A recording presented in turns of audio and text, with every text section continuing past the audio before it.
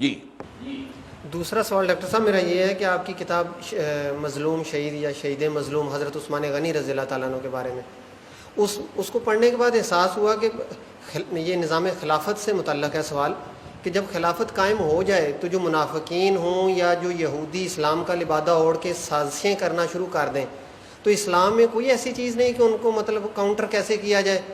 یہ سوال اس لیے ذہن میں آیا کہ چند دن پہلے ایک یونیورسٹی کے اکنامکس کے پروفیسر تھے، وہ کہنے لگے کمیونسٹ ٹائپ کے ہیں کہ جی یہ کس نظام کی بات کرتے ہو، مطلب 23-40 سال لگا کے محنت سے حضور نے ایک نظام دیا اور وہ 30-40 سال بھی نہیں چلا دنیا میں بعد میں اور وہ گر گیا، جبکہ یہ جو دوسرے نظام ہیں یہ 100 سال 150 سال چاہ رہے ہیں۔ تو مطلب خلافت میں ان لوگوں کا کلا کما کرنے کے لیے کوئی مثال ہے یا ان کو کھلی چھٹی ہوگی، خصوصاً اگر آج کے معاشرے میں خلافت قائم ہوتی ہے؟ جزاک اللہ۔ ابھی میں پہلے سوال کے بارے میں ایک بات اور کہہ دوں، علامہ اقبال کے بارے میں یہ مشہور ہے کہ وہ مہدی وغیرہ کے قائل نہیں تھے، اور ان کی بعض تحریریں ایسی ہیں، بعض اردو اشعار بھی ایسے ہیں، لیکن بعض جو ہے واضح الفاظ ان کے بعض خطوط میں ہیں کہ یہ مجوسی روایات ہیں جو اسلام میں آ گئی ہیں، کوئی مہدی نہیں، کوئی عیسیٰ نہیں، عیسیٰ کا نزول بھی نہیں۔ یہ کچھ میں سمجھتا ہوں کہ علامہ اقبال پر کوئی دور آیا ہوگا، ایک دور ان پر ایسا بھی تو آیا کہ جبکہ وہ قادیانیت کے بہت ہی معتقد تھے، انہوں نے یہاں تک کہا تھا کہ جسے اصل اسلام دیکھنا ہو وہ قادیان میں جائے۔ کیوں؟ وہاں ایک نظام تھا، ایک شخص سے بیعت تھی، ایک ڈسپلن تھا، پورا ماحول اسلام کے مطابق تھا۔ وظاہر باقی تو ان میں خرابی تو یہی ہے کہ انہوں نے غلام احمد قادیانی کو نبی مان لیا، باقی تو وہ باقی مسلمانوں والے کام تو ان کے ہیں، اور وہ ایک جگہ پر ایک آبادی انہوں نے ایک اپنے اسلامی اصولوں کے مطابق بنا لی۔ تو اس کے بارے میں علامہ اقبال نے کہا کہ جسے صحیح اسلام دیکھنا ہو وہ جائے اور قادیان میں دیکھے۔ بعد میں پھر انہوں نے مزید غور کیا، پھر ان کا بیان آیا کہ نہیں، قادیانی دائرہ اسلام سے خارج ہے، یہاں تک کہ پنڈت نہرو نے ان سے پھر اس پر مذاکرہ کیا اور یعنی بحث کی تحریری، تو اس کا بڑا پرزور جواب جو ہے اور فلسفیانہ انداز میں جواب جو ہے ختم نبوت کے حق میں، اور یہ جو نئی نبوت ہے اس کے غلط ہونے کے حق میں جو ہے ان کے خطوط، ان کی تحریریں موجود ہیں۔ لیکن ایک وقت میں تھا کہ انہوں نے کہا تھا، تو اس حوالے سے کسی وقت کوئی غلطی ہو جاتی ہے۔ میرا دعویٰ یہ ہے کہ علامہ اقبال کا ایک شعر ایسا ہے جس کے بارے میں ایک بہت بڑے جو بھی اقبال شناس ہیں انہوں نے مانا کہ اس شعر سے سوائے حضرت مہدی کے اور کسی کا تصور نکل ہی نہیں سکتا، ناممکن ہے۔ تو یہ اصل میں ان کی جو کتاب ہے جس میں کہ وہ بہت اعلیٰ نظمیں جو ہے فارسی کی ان کی اس کتاب میں ہے، زبور عجم، اور اس میں انہوں نے کہا ہے خضر وقت از خلوت دشت حجاز آید برون، کارواں زیں وادی دور و دراز آید برون۔ وقت کا خضر، وقت کا رہنما، یعنی یہ جیسے مجدد وقت، وقت کا خضر، وقت کا رہنما، خلوت دشت حجاز، حجاز کی کہ صحرا کی دشت میں سے برآمد ہوگا، اور کارواں قافلہ جو ہے وہ اس وادی دور و دراز، وادی سندھ جس میں ہم آباد ہیں، یہاں سے چلے گا۔ اب اس میں اصل میں دو حدیثوں کی علامہ اقبال نے وضاحت کر دی ہے۔ ایک تو یہ کہ حضرت مہدی چھپے ہوئے ہوں گے، انہیں تلاش کیا جائے گا۔ یہ تصور کیا ہے، یہ شیعہ اور سنی کے درمیان مشترک ہے۔ شیعہ کا بتا چکا ہوں کہ وہ غار میں چھپے ہوئے 1200 برس سے وہاں سے نکلیں گے، اور ہمارے ہاں بھی جو روایت ہے وہ یہ ہے، حضرت ام سلمہ رضی اللہ تعالی عنہا حضور کی زوجہ محترمہ، وہ ان کی حدیث ہے کہ عرب میں ایک بادشاہ، ایک خلیفہ کے انتقال کے بعد خانہ جنگی شروع ہو جائے گی، اور اس وقت پھر ایک شخص جو ہے وہ بھاگ کر مدینے سے مکے میں چھپ جائے گا۔ اب اس میں یہ میری انٹرپریٹیشن درمیان، کیوں بھاگے گا، کون بھاگے گا؟ یعنی یہ تو ہے حدیث میں کہ عرب میں خانہ جنگی ہوگی اور اس وقت ایک شخص مدینے سے بھاگ کر مکے میں چھپ جائے گا، کیوں بھاگے گا، کون بھاگے گا؟ وہ میری اپنی انٹرپریٹیشن ہے کہ وہ ایسی شخصیت ہوگی کہ لوگ اس کی طرف دیکھ رہے ہوں گے کہ اس کرائسس کے اندر ہی شوڈ کم فارورڈ۔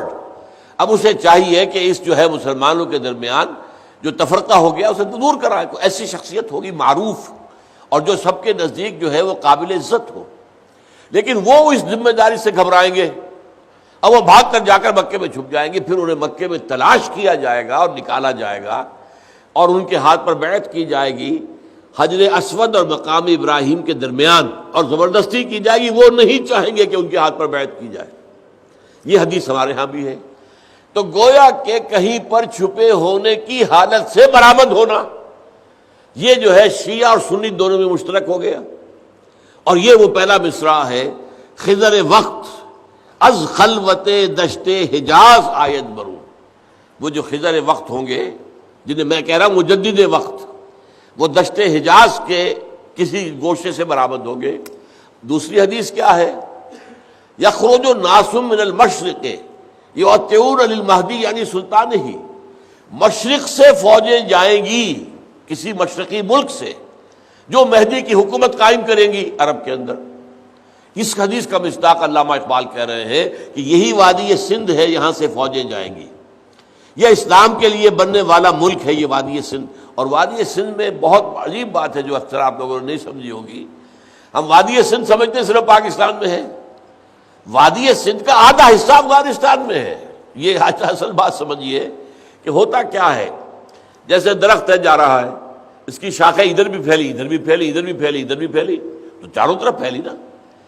اسی طرح دریا جو بڑے بڑے بنتے ہیں، وہ چھوٹے چھوٹے دریا ادھر سے آتے جا رہے ہیں، ملتے جا رہے ہیں، ادھر سے آتے جا رہے ہیں، ملتے جا رہے ہیں۔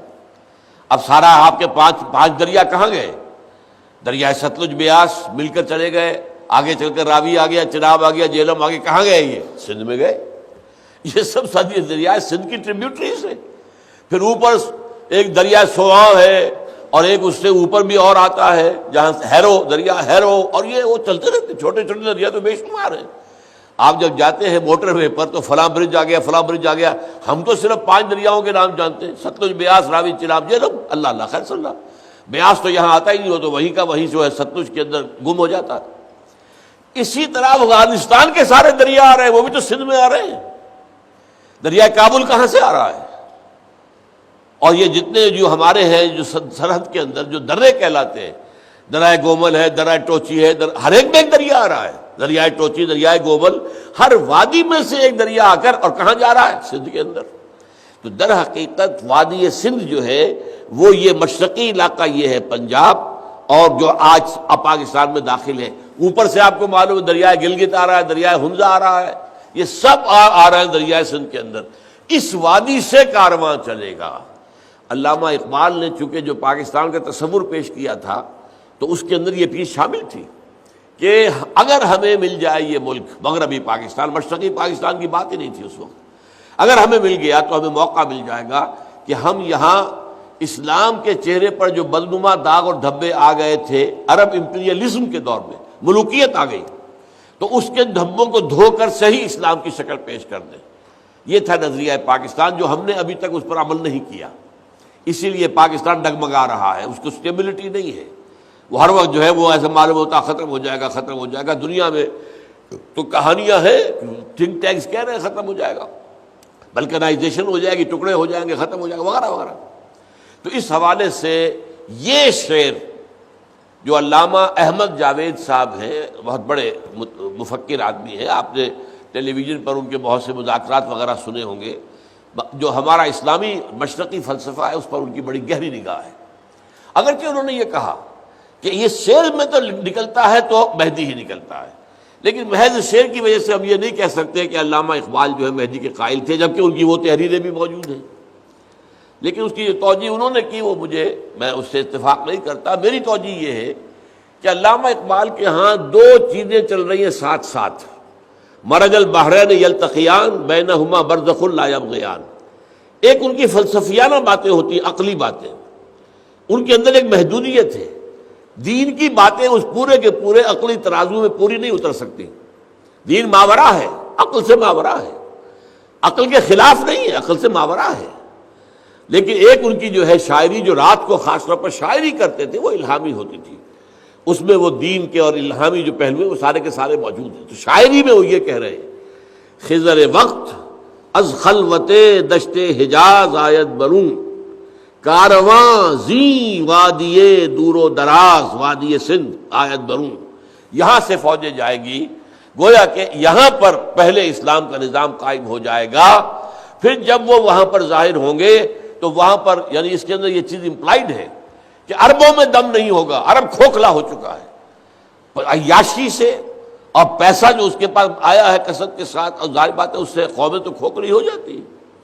عرب بحیثیت مجموعی امت مسلمہ کی قیادت سے معزول کیے جا چکے ہیں۔ کب معزول کیے گئے؟ 1258 میں، جب یہ ہے کہ آخری خلیفہ جو تھا عباسی مستعصم باللہ، اسے تاتاریوں نے محل میں سے گھسیٹ کر باہر نکالا اور ایک کسی جانور کی لاش میں لپیٹا اور سڑک پر ڈال دیا اور پھر گھوڑے دوڑا دیے۔ دیٹ واز دی پوائنٹ کہ اس کے بعد سے عربوں کو قیادت نہیں ہے عالم اسلام کی۔ اس کے بعد قیادت آئی، وہی تاتاری مسلمان ہو گئے، تو یہ Mughal, Terken Timuri, Terken صفوی، Terken Seljuqi, Terken Usmani, they were the Turks, all these four، یہ بڑی جو سلطنتیں قائم ہوئی ہے، all four were تاتاریز۔ بہرحال ایک بات تو یہ ہو گئی جو میں نے آپ کو بتائی ہے علامہ اقبال کے بارے میں، کہ حضرت مہدی کے بارے میں اگرچہ ان کی اردو کچھ خطوط کے اندر تحریریں واضح ہیں، وہ اس کو نہیں مانتے، اور یہ کہ بعض اور جگہ پر بھی اشارات بھی ہیں، شاعری میں اتنا کلیئر نہیں ہے ان کا۔ البتہ یہ شعر جو ہے میرے نزدیک، اس کے بارے میں نے آپ کے سامنے، مجھے تو یقین ہے اور میں سمجھتا ہوں کہ یہ علامہ اقبال کی جو الہامی شاعری کا حصہ ہے یہ صحیح ہے۔ دوسرا جو ہے وہ عقلی منطق والی بات ہے، جسے وہ حرف پیچا پیچ کہتے ہیں، حرف پیچا پیچ، حرف نیش زن۔ ایک میرا حرف وہ ہے جو جیسے کہ بچھو کا ڈنک مرتا ہے، ایسا میرا شعر جو ہے وہ تو اس طرح انسان پر اثر کرتا ہے جیسے کہ بچھو نے ڈنک مارا ہو۔ ایک حرف پیچا پیچ ہے تو اس میں تو آدمی الجھ جاتا ہے۔ یہ فلسفے کی بحثیں جہاں ہوں گی تو الجھاؤ پیدا کریں گی، اور کیا کریں گی۔ بہرحال یہاں تک تو بات ختم ہو گئی۔ اس پہلے حصے کے بارے میں میں نے مزید چاہا، جب اتنی بات آ گئی ہے تو یہ بات واضح ہو جائے۔ یہ جو دنیا میں کہا جاتا ہے، یہ میری ایک کتاب ہے بر عظیم پاک و ہند میں اسلام کے انقلابی تصور کی تجدید و تعمیل، اس میں میں نے اس پر بحث کی ہے۔ اگر کوئی یہ کہتا ہے کہ اسلام تو صرف 40 برس چلا، ٹھیک ہے ہم مان لیتے ہیں، لیکن اس کے معنی کیا ہے؟ کامل شکل میں 40 برس چلا، اس کے بعد اسلام ختم نہیں ہو گیا، اس کے بعد بھی اسلام 1000 برس تک چلا ہے، لیکن یہ ضرور ہے کہ وہ کامل نظام نہیں تھا، صرف اوپر کا سیاسی ڈھانچہ جو ہے وہ بدل گیا۔ اب وہ جو ہے مشاورت کے ساتھ خلیفہ کا انتخاب نہیں ہو رہا، بلکہ اب نسلی ہے، یہ بنو امیہ میں سے چلے آ رہے ہیں، یہ بنو عباس میں سے چلے آ رہے ہیں، یہ ترک خاندان کے ہیں، تو یہ در حقیقت چیز ختم ہوئی ہے۔ باقی یہ ہے کہ اسلام کا ڈھانچہ، سارا معاشی ڈھانچہ، سارا معاشرتی ڈھانچہ، سارا تہذیبی نقشہ، سارے قوانین، سارے جو ہے چاہے وہ کرمنل لا تھا چاہے سول لا تھا، سارا کا ساتھ چلتا رہا۔ تو یہ ایک مغالطہ ہے کہ اسلام ختم ہو گیا، ہاں کامل شکل نہیں رہی اس کی، کامل 40 سال رہی۔ ایک بات تو یہ سمجھ لیجئے۔ نمبر 2، جن نظاموں کی وہ بات کرتے تھے وہ تو ایک دن بھی قائم نہیں ہوئے۔ جس ڈیموکریسی کا خواب دیکھا تھا کبھی پلیٹو نے، اور پھر جس کا خواب دیکھا تھا جو فرانس کے تھے لوگ، ان لوگوں نے جو کچھ خواب دیکھا تھا، والٹیر اور روسو، وہ جمہوریت تو آج تک آئی نہیں۔ جمہوریت کے سب سے بڑے پرستار میں یہ کہتے ہیں کہ ابھی ہم اس جمہوریت کی طرف پیش قدمی کر رہے ہیں۔ یہ دعویٰ نہیں ہے کہ جمہوریت آ گئی ہے۔ یہ امریکہ کی جمہوریت کیا ہے؟ یہ تو اصل میں کیپٹلسٹ کی ڈکٹیٹرشپ ہے، سارا عمل دخل پیسے والوں کا ہے۔ پاکستان کی جمہوریت کیا ہے؟ یہ اصل میں جاگیرداروں کی میوزیکل چیئر گیم ہے، کچھ بھی نہیں ہے۔ عوام کا تو دھوکہ ہے، کچھ بھی نہیں۔ تو وہ تو یہ نہیں کہتے کہ ہماری جمہوریت آ گئی، نہیں آئی، ابھی ہم کوشش کر رہے ہیں۔ جمہوریت جو ہے، اسی طرح آپ کو معلوم ہے جس اسٹیٹ لیس سوسائٹی کا تصور دیا تھا مارکس نے، وہ تو ایک دن بھی قائم نہیں ہوئی۔ کمیونزم کا نظام تو آیا، لیکن وہ نظام جو مارکس نے جس کا نقشہ دیا تھا وہ تو ایک دن کے لیے بھی نہیں آیا۔ اور آپ کو معلوم ہے کہ وہ جو بنا تھا وہ بھی 70 سال کے بعد ختم ہو گیا، اس کا وجود ہی نہیں رہا۔ 70 سال کے بعد تو یوں سمجھیے کہ سوویت یونین ختم ہوئی ہے۔ اصل میں جو تھی کمیونزم، وہ چائنیز کا تو کہنا یہ تھا کہ بہت پہلے روسی جو ہے کمیونزم کو چھوڑ چکے، انہوں نے کہا تھا یہ ریجنسٹ ہے، انہوں نے ہمارے اصل فلسفے کو جو مارکس کا تھا اس کو بدل دیا ہے۔ اب یہ رشین نیشنلزم ہے، یہ اعتراض تھا چینیوں کو روسیوں پر، حالانکہ وہ بھی کمیونسٹ وہ بھی کمیونسٹ۔ تو ان دونوں اعتبارات سے آپ کو یہ جوابات معلوم ہونے چاہیے۔ تفصیل سے میری کتاب میں پڑھ لیجئے، وہ اس کا نام کیا ہے؟ اسلام بر عظیم پاک و ہند میں اسلام کے انقلابی تصور کی تجدید اور تعمیل۔